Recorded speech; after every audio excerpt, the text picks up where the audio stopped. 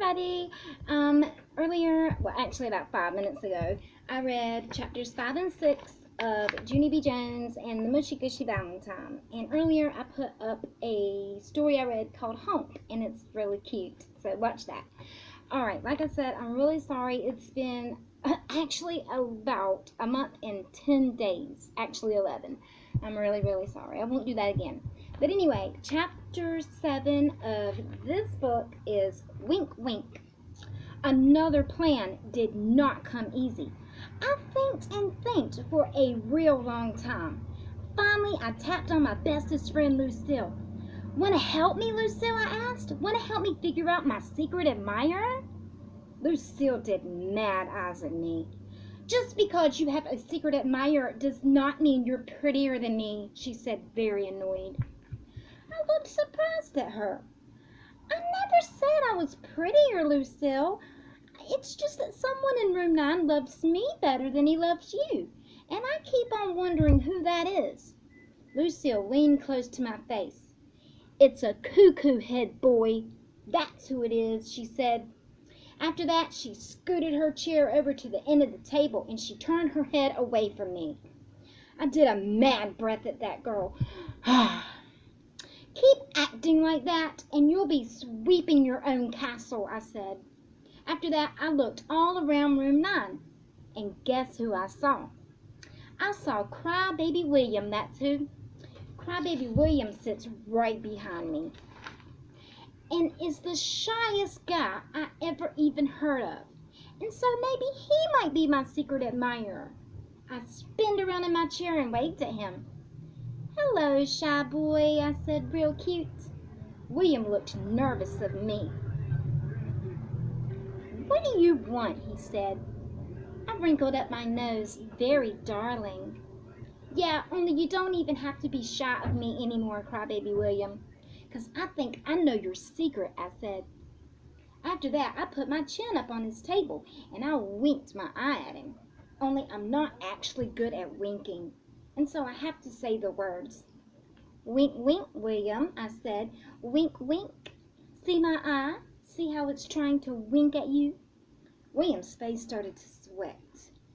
"Turn around, please," he said. I did a giggle, 'cause that admirer boy was shyer than I thought.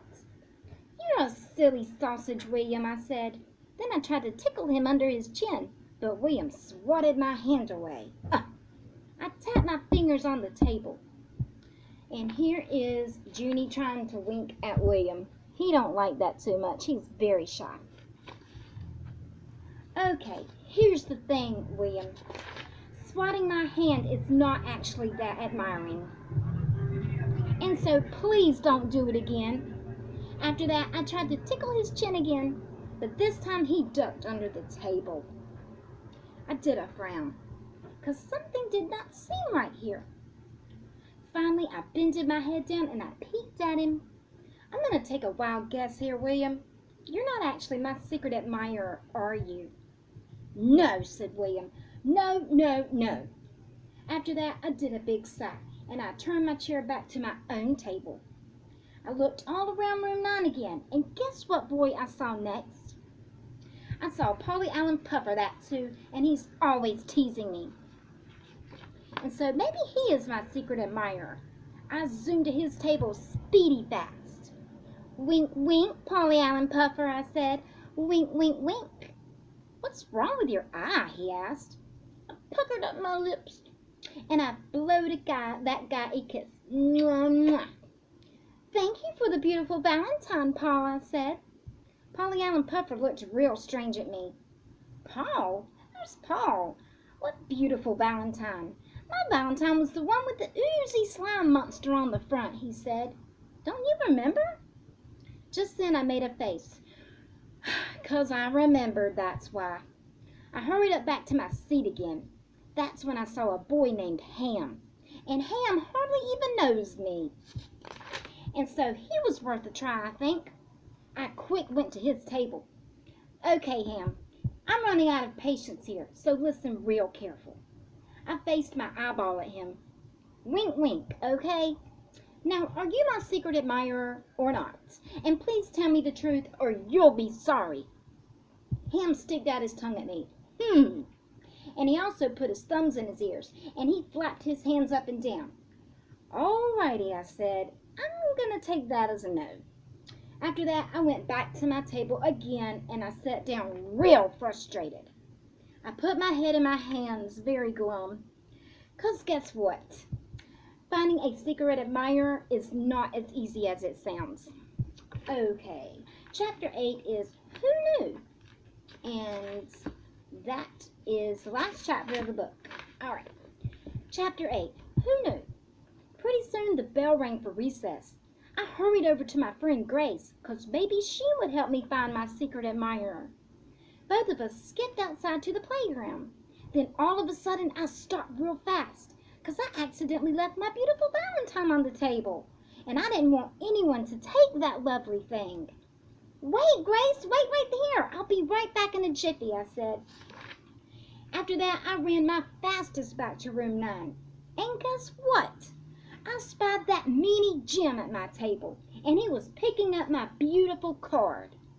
Hey, what do you think you're doing, mister? I yelled real loud. Then I zoomed to my table zippity quick, and I yanked that card right out of his mitts. After that, I started running to the door, but meanie Jim sprang right in front of me, and he held up his hand. Stop, he yelled. Don't take that Valentine outside. If you take it outside, you'll get it all dirty. I made squinty eyes at that boy. No, I will not get it dirty, I said back. And anyway, this is not your beeswax, Jim. Jim stamped his foot. Yes, it is too, my beeswax, loony bee Jones, he yelled. That card costed me a whole month's allowance, and I don't want you to get dirt on it. As soon as he said it, he quick put his hands over his mouth. But I already heard the words. I did a gasp. You, Jim? You're the one who bought this card, I said. Why? How come? Is this some kind of meanie boy joke? Jim started sputtering a real lot. But, yes, no. I didn't buy that card. It just looks like it costed a lot of money, that's all. And whoever bought it spent his whole allowance, I bet. And here's Jim. I think he is admitted sending her the Mushy Gushy Valentine, and she's actually surprised, and he's upset because he had told on himself. I kept on staring at that boy, because something smelled like fish here, that's why. But if you're not the one who gave me that Valentine, then how come you're acting so funny, Jim, I asked. And how come your words are sputtery and nervous? And how come your face is reddish and blotchish? Just then Jim clunked himself in the head. Darn it, I knew I'd ruin it. I always ruin everything. Now everybody in room 9 will know that I like you. And I wanted it to stay a secret, he said. All of a sudden, my whole face felt happy. You like me, Jim? You really, really like me? 'Cause you never acted like you like me.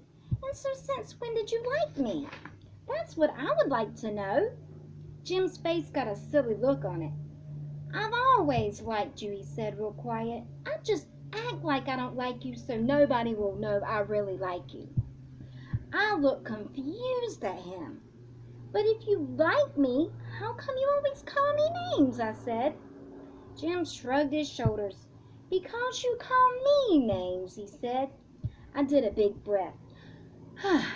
Yes, Jim, I know I call you names, but that's because you started it first, I explained. Oh, no, I did not, he said. You started it first. I shook my head. No, Jim, you did, I said. No, Junie B, you did, he said back. No, you did. No, you did. No, you.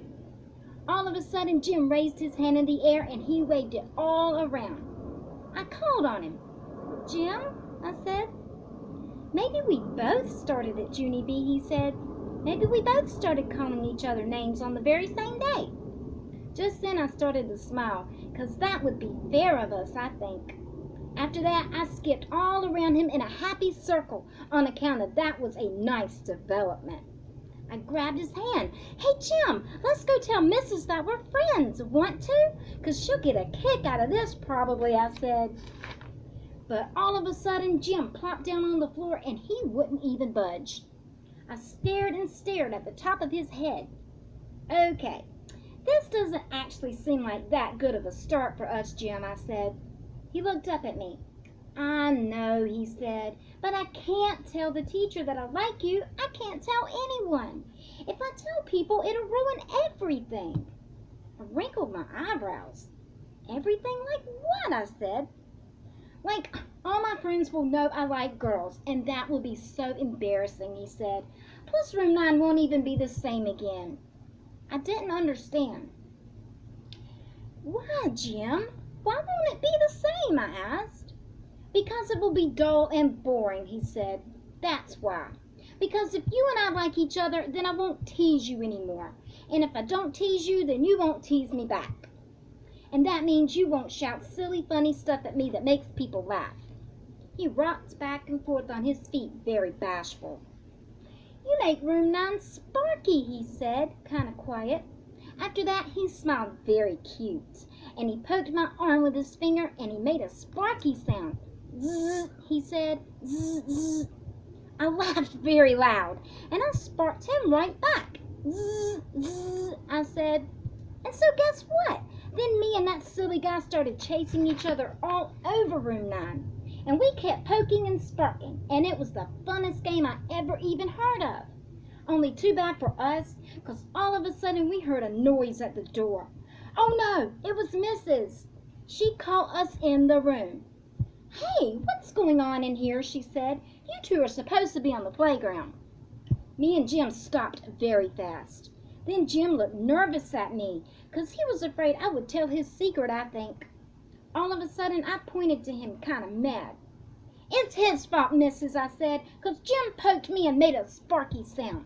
And then I had to poke him back and make a sparky sound too. Only he couldn't let that be the end of it, and so pretty soon we were chasing and sparking and chasing and sparking. Only just now you came in the door, and so the chasing and the sparking are over apparently. And so we will just be on our way to the playground, I believe. I tapped on her. Pardon me while I get by, I said, very polite. Mrs. rolled her eyes way back in her head. Honestly, you two, it's Valentine's Day, she said. Can't you get along for just one day? After that, she took us by our hands and she marched us outside. We waited for her to leave.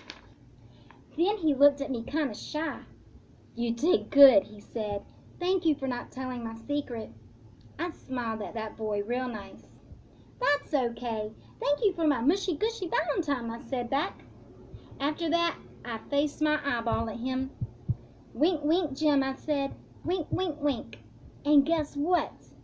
Jim pointed his eyeball right back at me, and he winked very perfect. After that, we runned off to the playground with our friends, or else people might think we like each other, and that would ruin everything. That is how come I never told anybody about Jim's secrets, not even my bestest friends Lucille and Grace. 'Cause Meanie Jim is the bestest secret admirer I ever had. And guess what else? Room 9 is still staying sparky. Zzz. Okay, that's the end of Junie B. Jones and the Mushy Gushy Valentine. And I will find another one and read that soon. Bye, y'all.